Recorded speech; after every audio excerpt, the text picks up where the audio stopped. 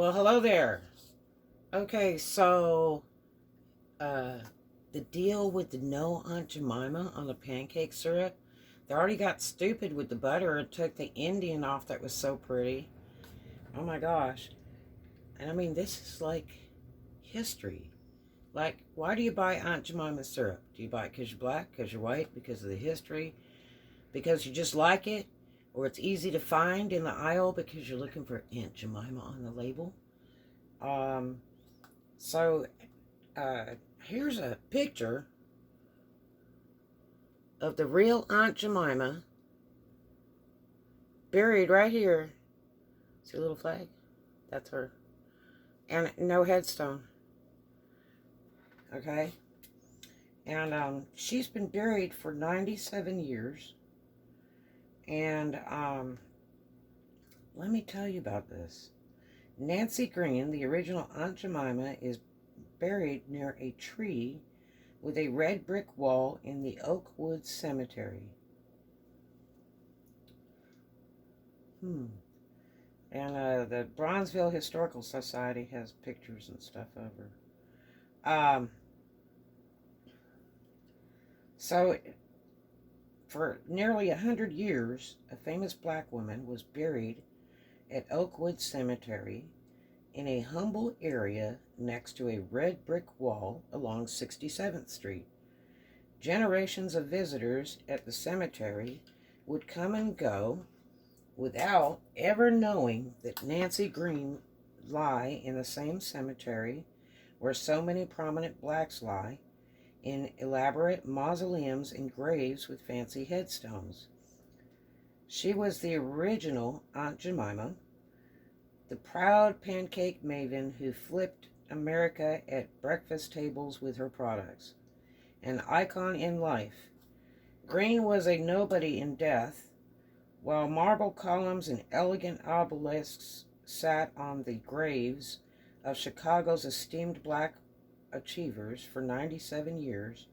The only thing that sat on Green's grave was a patch of grass. They should put a headstone there.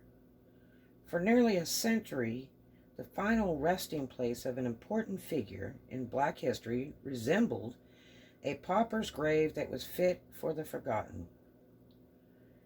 On Friday, May 16th, the Crusader learned that Green's decades of obscurity will finally come to an end. After a long battle, Green will have a fitting memorial placed on her grave. Hundreds of yards from the graves of the staple singers, Mayor Harold Washington, journalist Ida B. Wells, and four-time Olympic gold medalist Jesse Owens, Green's name and legacy will once shine again. You got to see this. Can't you just see her standing on the porch yelling, "Hey, y'all, just come on in"? Wouldn't you love to have her make you some breakfast? Woohoo! I bet it was good. She was born a slave, but by the time she died in 1923, Green established herself as Aunt Jemima, one of America's most famous commercial brands that brought her fame and criticism for portraying blacks based on negative stereotypes. With a fledgling pancake empire, her gregarious personality and image would win over many fans as her face helped Quaker Oats sell millions of pancake mixes and syrup bottles. 5 years ago, the Crusader published a story about Green's grave, which is located in section R3, lot 291 at Oak Woods. It's one of the oldest parts of the cemetery where burials go back as far as the early 1900s. At the same time, Cherie Williams, president and founder of the Bronzeville Historical Society, was 10 years into a battle to put a marker on Green's grave. That effort seemed impossible to achieve because of Illinois' strict laws governing the practice of installing headstones on graves in cemeteries. For that to happen, the approval of a descendant or relative is needed. Ugh, she's been there over 90 years. So 90 years after the Pancake Lady died, Williams somehow had to track down her descendants. It was a long journey, but like Aunt Jemima's batter, she rose to the top. Now Williams is ready to flip as she makes plans for a special ceremony to give Green a fitting marker that has been long overdue. It's by the grace of God that everything finally came together, Williams told the Crusader. Many people were not alive when Green parlayed a simple recipe into a pancake empire at a time when there are few opportunities for blacks. Born into slavery on March 4th in 1834 in Montgomery County, Kentucky, Green's birth ironically came exactly 3 years before Chicago was founded on March 4th, 1837. Green moved to Chicago in 1865 to work as a maid and cook for the prominent Walker family. His children grew up to be the late Chicago Judge Charles M. Walker and Dr. Samuel Walker, a wealthy doctor who lived on the North Side, according to an old article in the Chicago Defender. Because of her fine homemade cooking and affable personality, Green was referred to Chris Rutt and Charles Underwood. They were two businessmen who bought the Pearl Milling Company to sell ready-mixed and self-rising pancakes. After watching a vaudeville show that featured a character named Aunt Jemima, the men hired Green to help sell their product. Green was given a booth at Chicago's World Columbian Exposition in 1893 in Jackson Park. According to the reports, Green would help sell 50,000 orders for Aunt Jemima's pancake mix. News reports said that Green was such a crowd pleaser that a special policeman was hired to keep the lines moving. She was crowned the Pancake Queen and given a lifetime contract with the R&T Davis Milling Company, which was purchased by the Quaker Oats Company several years after Green died in 1923. It's uncertain how much wealth, if any, Green amassed as the official face of Aunt Jemima. In 2014, several black women who later portrayed Aunt Jemima filed a lawsuit claiming a share of an estimated $2 billion fortune and a portion of future product sales. Quaker Oats has said the Aunt Jemima character was never real. Well, Green lived in the neighborhood that is known today as Bronzeville. At 89, she died on August 30th of 1923 when she was struck by a car while walking near 46th Street. The driver of the car was a doctor who said he was trying to avoid colliding with a truck. Green's funeral was held at Bronzeville's historic Olivet Baptist Church, of which she was a founding member. Her great-nephew, Leroy Hayes, was documented in cemetery records as the relative who arranged and approved her burial. No marker was ever placed on Green's grave after the burial, cemetery officials said. More than 90 years later, Williams was left with the difficult task of locating Green's descendants to get the headstone approved. Williams' investigation began when she learned important details through Ancestry.com research. Records show that Leroy Hayes Sr. died in 1937 and is buried in Mount Glenwood Memory Gardens, south in Glenwood, where the Honorable Elijah Muhammad of the Nation of Islam is buried. A historian, Williams continued to follow the online family history records. Man, they should have called my grandmother. She'd have told them all about it. She did all that genealogy stuff.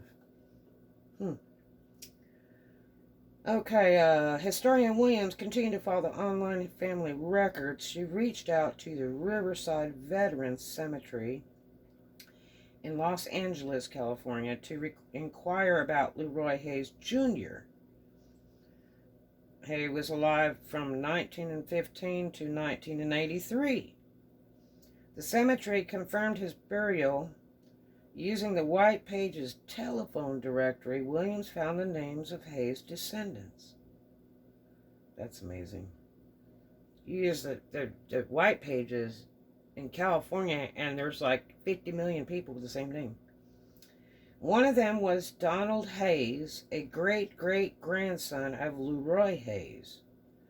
Donald Hayes died in 1975, but Williams wrote a letter to the last known address listed in the White Pages directory.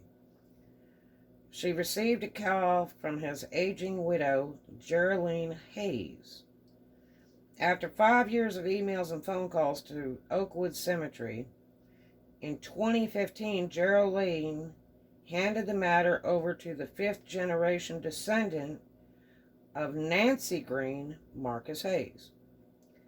Marcus is the great, three times, grandson of Leroy Hayes, and he lives in Huntsville, Alabama. Well then. Last week, he signed an affidavit of heirship that was accepted as proof of his family lineage. Williams said the entire task took 15 years. After growing frustrated in getting Oakwood Cemetery officials to speed things up, Williams says she got help from a resident who successfully placed markers on the graves of former members of the Negro Baseball League who were buried at Oakwoods. The person referred Williams to Pathia Reese, a counselor at the Lincoln Memorial Cemetery in Blue Island.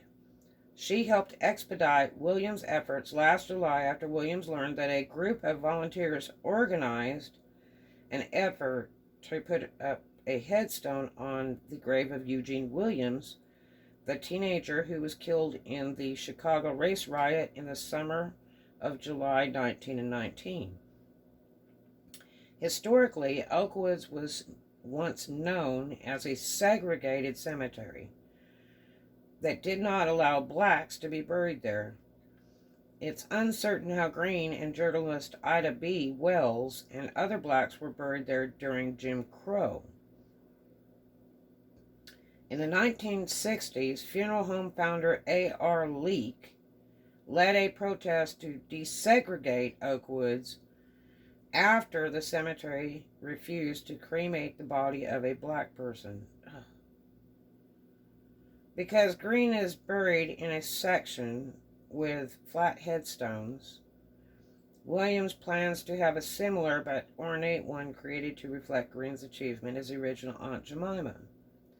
Williams plans to fly in Marcus Hayes and Green's other living descendants once the coronavirus pandemic has abated.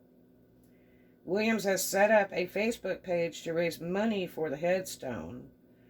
Anyone wishing to donate money for the headstone can go to the Bronzeville Historical Society Facebook page at facebook.com donate 263-4966-0506-4624.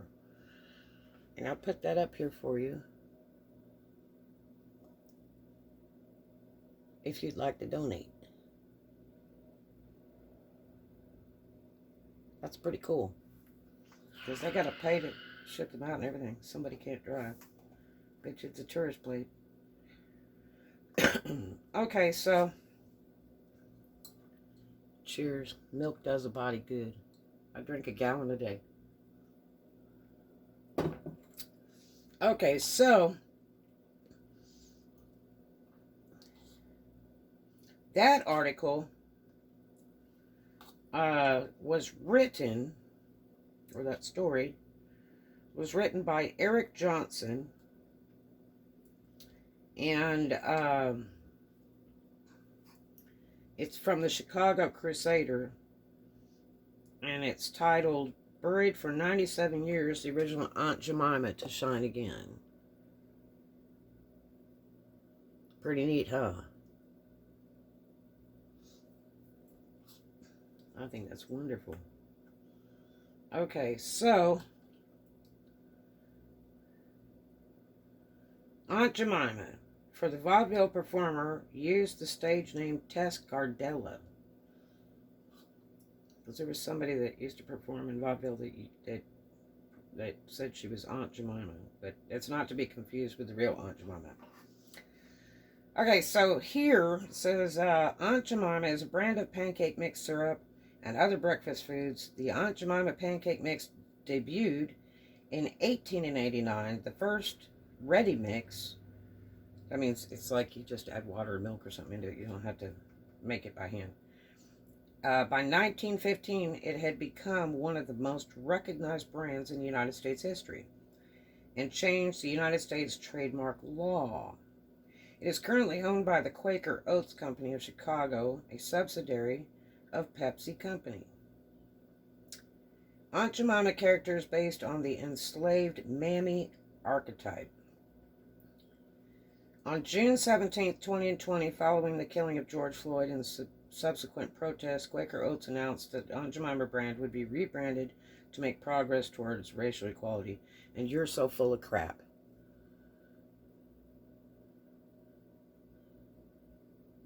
There are no white people or black people going to go burn down your factory.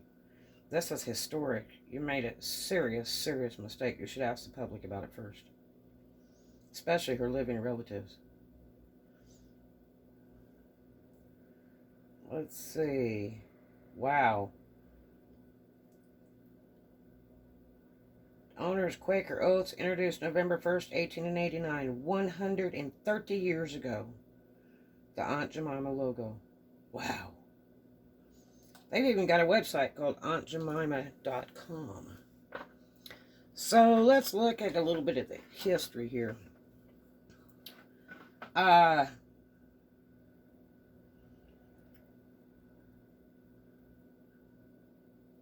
St. Joseph Gazette editor Chris L. Rutt of St. Joseph, Missouri, and his friend Charles G. Underwood bought a flour mill in 1888. Rutt and Underwood's Pearl Milling Company faced a glutted flour market. After experimenting, they sold their excess flour as a pancake mix in paper bags with a generic label, Self-Rising Pancake Flour, later dubbed the first ready mix. To distinguish their pancake mix in the autumn of 1889, Rutt appropriated the Aunt Jemima name and image from lithographed posters seen at a vaudeville house in St. Joseph, Missouri. This is not good because there's a vaudevillian and the real Aunt Jemima, and this is a mess.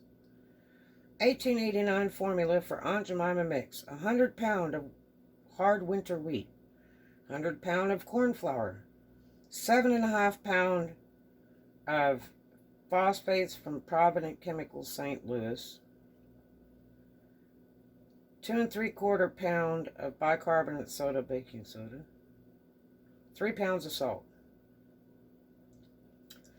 However, Rutt and Underwood could not raise enough capital and quickly ran out of money. They sold their company to the Randolph Truett Davis Milling Company, which was in St. Joseph, Missouri, in 1890. Then the largest flouring mill on the Missouri River, having an established reputation with wholesale and retail grocers throughout the Missouri Valley.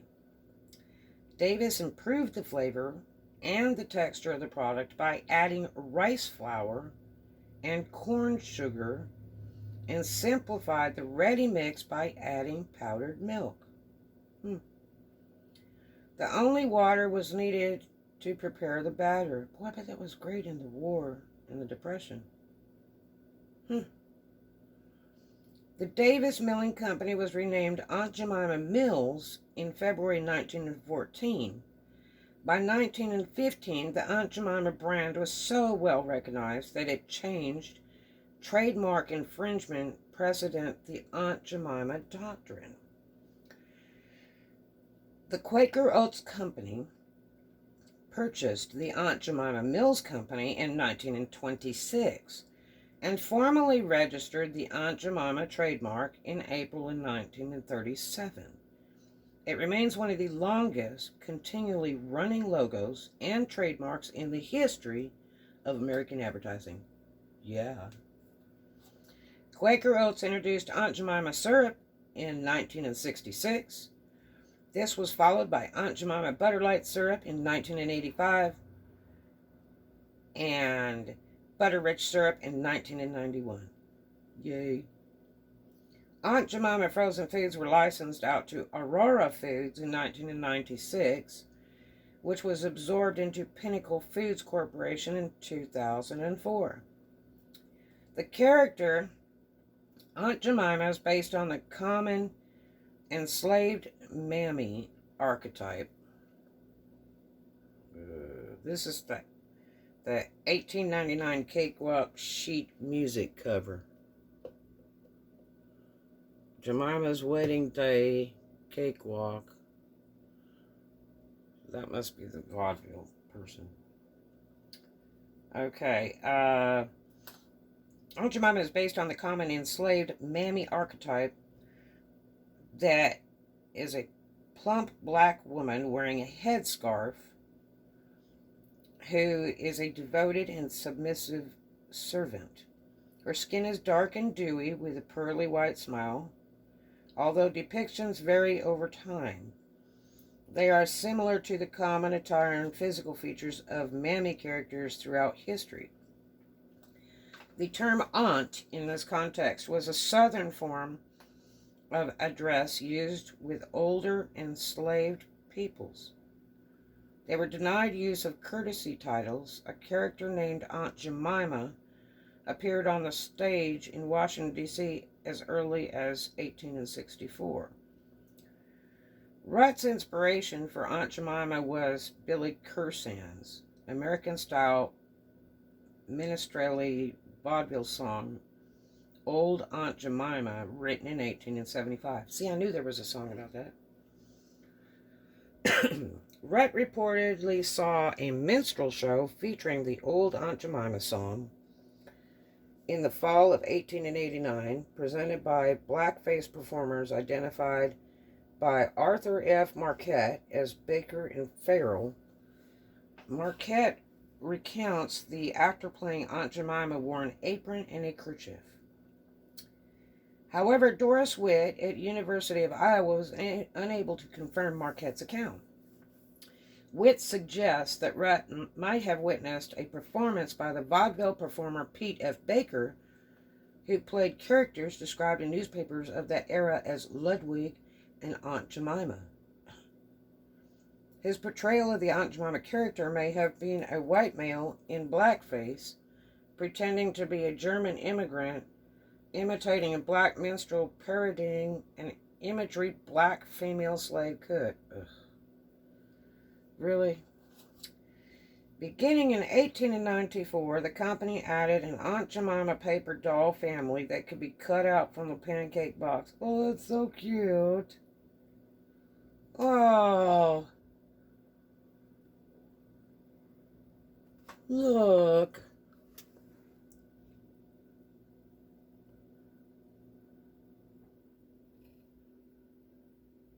Paper dolls. Isn't that amazing? 1909. Okay.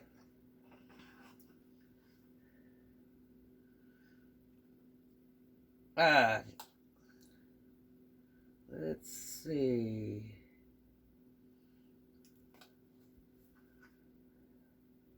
Aunt Jemima is joined by her husband, Uncle Rastus, later renamed Uncle Mose to avoid confusion with the cream wheat character. Well, Uncle Mose was first introduced as the plantation butler. Their children described as comical pickaninnies, Abraham Lincoln, Dilsey, Zeb, and Dinah. The paper doll family was posed dancing barefoot, dressed in tattered clothing, and the box was labeled Before the receipt was sold, the receipt is an archaic rural form of recipe. Buying another box with elegant clothing cutouts to fit over the dolls. The customer could transform them after the receipt was sold. This placed them in the Horatio Alger rags to riches American culture mythos. Ragdoll versions were offered as a premium. Oh, and I had a Raggedy Ann, but she was white. Wouldn't it be cool to have a Aunt Jemima? Oh. Ragdoll versions were offered as a premium in 1909. Aunt Jemima, Pancake Flour, Pickaninny Doll, the Davis Milling Company. Early versions were portrayed as poor people with patches on trousers, large mouths, and missing teeth. I gotta tell you though, black folks have the prettiest, whitest teeth you ever saw, and they eat truckloads of candy. I don't know how they wouldn't have teeth. The children's names were changed to Diana and Wade. Over time, there were improvements in appearance. Oilcloth versions were available circa 1950s with cartoonish features, round eyes, and watermelon mouths. Marketing materials for the line of products centered around the mammy archetype, including the slogan first used at the 1893 World Columbian Exposition in Chicago, Illinois, "Eyes in Town, Honey." At that World's Fair and for decades afterward, they made up legends about the mythical Aunt Jemima. That she had been a slave on a fictional Colonel Higbee's Louisiana plantation using a secret recipe from the South before the Civil War with her matchless plantation flavor, that she made the best pancakes in Dixie, that she had revived a group of shipwreck survivors with her flapjacks.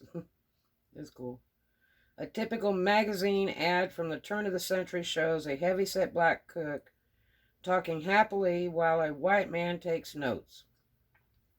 The ad copy says, after the Civil War, after her master's death, Aunt Jemima was finally persuaded to sell her famous pancake recipe to the representative of a northern milling company. The Davis Milling Company was not a northern state. Missouri in the American Civil War was a hotly contested slave state. In reality, she never existed, created by marketers to better sell products. But see, there's a big problem with that. That's not what they're saying over here. The controversy is, if you'll see the nadir of American race relations, although the Aunt Jemima character was not created until nearly 25 years after the American Civil War, the clothing, dancing, and slave dialects, singing old plantation songs as she worked, all harken back to a glorified view of antebellum Southern plantation life as a happy slave narrative. The market legend surrounding Aunt Jemima's successful commercialization of her secret recipe contributes to the post-Civil War nostalgia and romanticism of the Southern life in service of America's developing consumer culture, especially in the context of selling kitchen items. Boy, these people were making money hand over fist, all different kinds of ways. Okay. Cheers.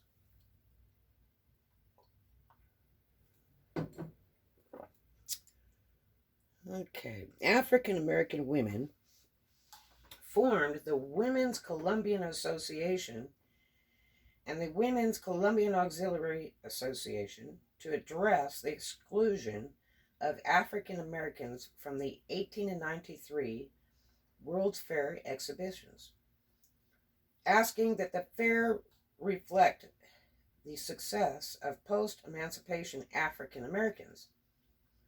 Ida B. Wells was incensed by the exclusion of African Americans from mainstream fair activities. So-called Negro Day was a picnic held off-site from the fairgrounds. Black scholars Hallie Quinn Brown, Anna Julia Cooper, and Fannie Barrier Williams used the World's Fair as an opportunity to address how African American women were being exploited by white men in her book. A Voice from the South, 1892. Cooper had noted the fascination with Southern influence, Southern ideas, and Southern ideals had dictated to the domineered over the brain and sinew of this nation. These educated progressive women saw a mammy for the national household represented at the World's Fair by Aunt Jemima. This directly relates to the belief that slavery cultivated innate qualities in African Americans. The notion that African Americans were natural servants reinforced a racist ideology renouncing the reality of African American intellect. And if you'll go to Arkansas, you will never believe they still have slavery and they're still over there fighting Civil War. Yeah. But anyway, Aunt Jemima embodied a idealized post-Reconstruction fantasy of domestics inspired by the old Southern happy slave hospitality and revealed a deep need to redeem the antebellum South. There were others that capitalized on this theme, such as Uncle Ben's rice and cream of wheat rastas. And I'll buy all those, but you have to look for the picture. Yes, I can read and write, but you always look for the picture because that's the best one. The logo, the earliest advertising, was based upon a vaudeville parody and remained a caricature for many years. Quaker Oats commissioned Haddon Sundblom, a national known commercial artist, to paint a portrait of Anna Robinson. Aunt Jemima package was redesigned around the new likeness. James G. Jaffe, a freelance artist from the Bronx of New York, also designed one of the images of Aunt Jemima used by Quaker Oats to market the product into the mid-20th century. Just as the formula for the mix has changed several times over the years, so has Aunt Jemima's image. In 1968, the face of Aunt Jemima became a composited creation. She was slimmed down from her previous appearance, depicting a more svelte look, wearing a white collar and geometric print headband, still resembling her previous kerchief. In 1989, as she marked her 100th anniversary, her image was again updated, with all head covering removed, revealing wavy gray streaked hair, gold trimmed pearl earrings, and replacing her plain white collar with lace. This is so stupid. At the time,